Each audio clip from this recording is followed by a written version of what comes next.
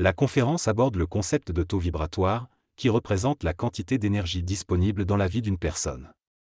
Un taux vibratoire élevé permet d'avoir une perception positive de la vie et d'éviter les pièges du mental. Augmenter son taux vibratoire permet de sortir des structures astrales et de se libérer des manipulations. Chaque individu perçoit les événements en fonction de son taux vibratoire, indépendamment de son éducation ou de son expérience. Par exemple, une personne raciste peut ne pas l'être envers une autre ethnie si son taux vibratoire lui permet d'avoir une perception plus élevée. Le taux vibratoire est un concept qui se développe au-delà de l'éducation de notre ego. Il est important de rééduquer notre ego pour augmenter notre taux vibratoire.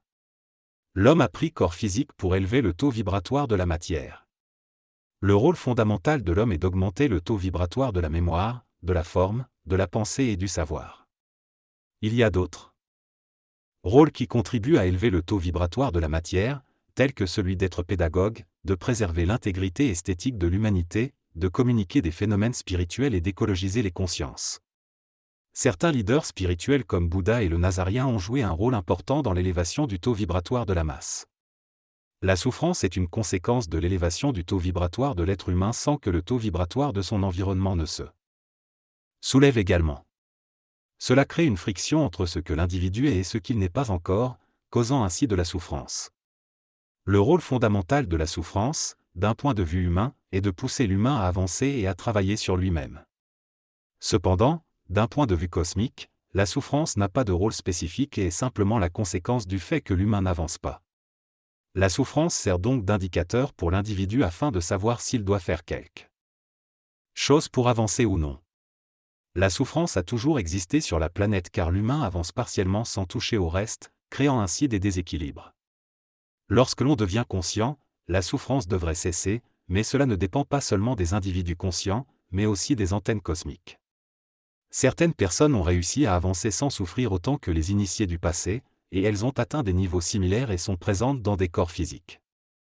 Actuellement, le dialogue aborde la question de ce que les initiés font pour les êtres humains. L'interlocuteur souligne que si les initiés sont parvenus à un certain stade sans souffrir, ils doivent faire quelque chose pour l'homme en retour. L'initié doit ressentir une responsabilité envers l'humanité et utiliser son expérience pour aider les autres à atteindre le même niveau. Cependant, il est précisé que l'initié s'est également servi de l'homme pour son propre cheminement. Il est souligné que le travail de l'initié ne peut se faire sans un travail préalable au niveau humain. Finalement, il est affirmé que l'initié ne doit pas se sentir redevable envers l'homme, mais plutôt reconnaissant et chanceux d'avoir eu cette opportunité. Il est expliqué que, au niveau de la résultante, les points de vue peuvent être les mêmes, mais chacun pense avoir raison. Cependant, il est précisé qu'il ne faut pas se sentir coupable de ne pas suivre les lois du passé, car dans la nouvelle ère, les choses changent complètement. Les personnes en transition peuvent se sentir rejetées par les deux clans, mais il est important de croire en sa propre raison. L'initié qui parvient à l'état d'initiation sans souffrir peut avoir un rôle important dans la compréhension mentale plutôt qu'astrale. Il est également souligné que le rôle de l'initié ou de l'intelligence est de résoudre les problèmes planétaires et cela peut être perçu comme une mission. Le texte parle des initiés et de leur rôle dans la correction des mécanismes de manipulation de l'humain. Il explique que les anciens initiés utilisaient les prophéties et les habitudes astrales des individus pour influencer et ajuster leur communication. Cependant, les initiés actuels vont corriger ces mécanismes au lieu de les utiliser. Selon l'auteur, dans le passé, la souffrance était le moteur de l'évolution humaine, mais maintenant les maîtres du monde détiennent la clé pour enlever la souffrance sur Terre. Le texte suggère que si cette clé était appliquée, la souffrance ne serait plus nécessaire pour faire avancer l'homme.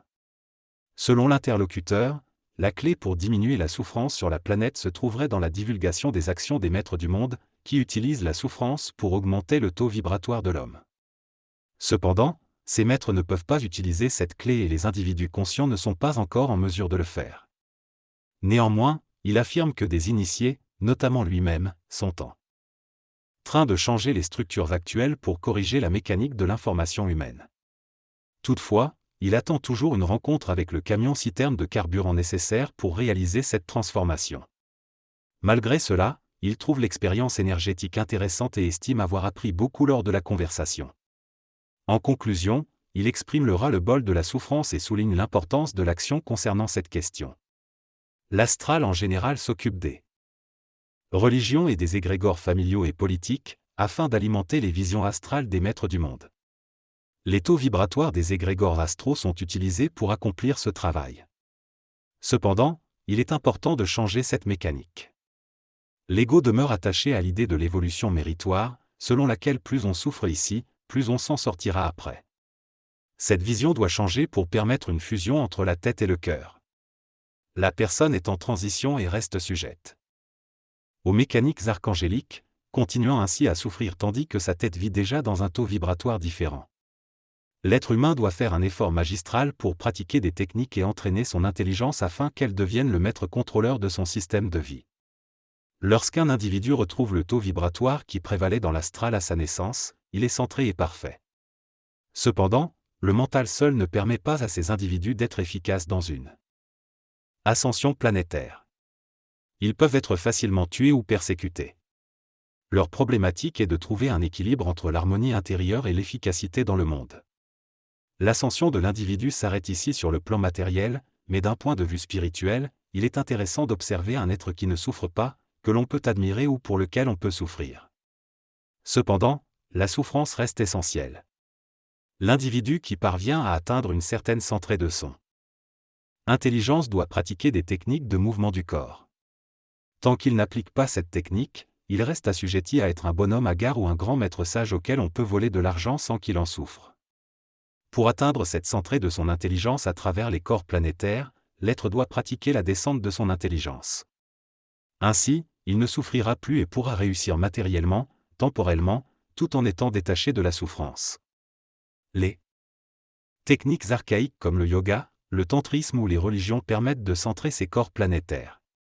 Certains exemples d'êtres humains immortels pour compléter existent, comme moi. L'homme est habité par différentes entités, esprits ou mondes parallèles, mais ceux qui nous intéressent sont ceux que l'on voit avec nos yeux dans la salle ici. Dans ce texte, l'auteur mentionne différentes sources qui peuvent habiter l'être humain. Il parle des interventions extraterrestres qui peuvent avoir lieu, venant de différentes sources locales. Il évoque également la possibilité d'être possédé par une source de lumière provenant du plan bouddhique, mais souligne que cela est rare et dangereux pour l'humain. Il explique que notre constitution actuelle nous empêche d'avancer rapidement et que la souffrance qui en découle nous limite dans nos changements. Pour éliminer cette souffrance, il faudrait changer tous les aspects de notre vie événementielle, ce qui peut être difficile puisque l'expérience continue de s'accumuler avec le temps.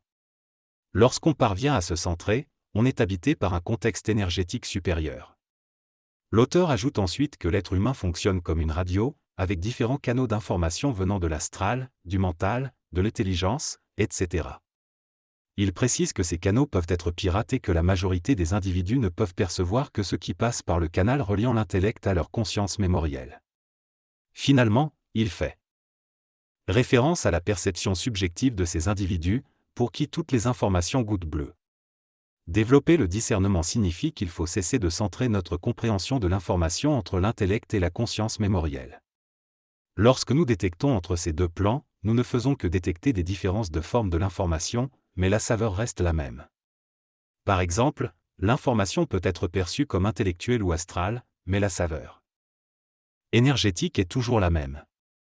Pour développer son discernement, il faut être capable d'explorer les canaux d'entrée de l'information, notamment en analysant la saveur de l'information au niveau intellectuel.